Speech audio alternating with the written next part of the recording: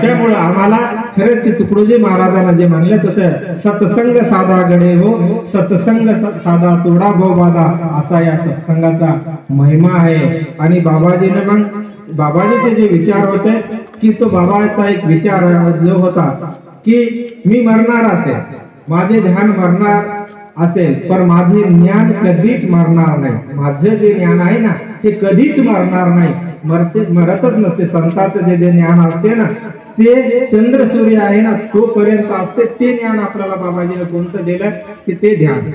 आम्ही कोण, मी कशासाठी आलो, मला काय करायचं, असंच आत्मज्ञान दिलं आपल्याला बाबाजीने। आणि तेच आम्हाला, आणि त्याला जर जाणून घ्यायचं असेल, त्याला जर जाणून घ्यायचं असेल तर सिर्फ आम्हाला 5 मिनिट 10 मिनिट जर आम्ही बसलं तरी बस आम्हाला कुठं जायचं घरी नाही। आताच काका म्हणले ना पंढरीची वारी आहे माझ्या घरी, पंढरीची वारी आहे माझ्या घरी। अनेक